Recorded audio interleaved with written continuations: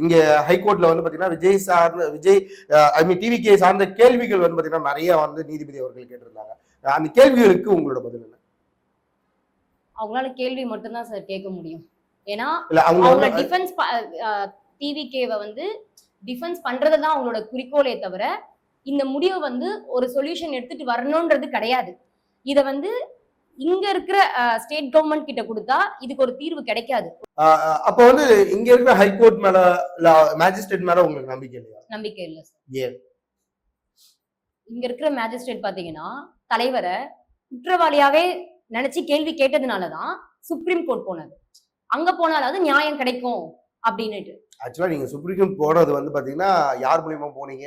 ஆக்சுவலா இப்ப ஆதவ அர்ஜுனா அதுக்கான ஸ்டாண்ட் எடுத்தாரு. யார் மூலியமா எடுத்தாரு? பிஜேபி பின்புலம் வச்சுட்டு தானே இந்த ஒரு ஸ்டாண்ட் எடுக்கிறீங்க நீங்க. அது எப்படி நீங்க கரெக்ட்? அது எப்படி சொல்றீங்க நீங்க? அண்ணாமலையில இருந்து எல்லாருமே பிஜேபி சார்ந்த எல்லாருமே வந்து பாத்தீங்கன்னா திரு விஜய் அவர்களுக்கும் டிவிகே மிகப்பெரிய சப்போர்ட் கொடுக்குறாங்க.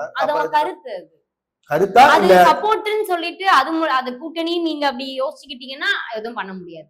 அந்த சைட்ல இருந்து உண்மை சொன்னா மட்டும்தான் தெரியும் நமக்கு. நம்மளா ஒண்ணு யூகிச்சு அது கூட்டணியா இருக்குமோ அப்படின்ட்டு சொல்ல முடியாது இல்ல.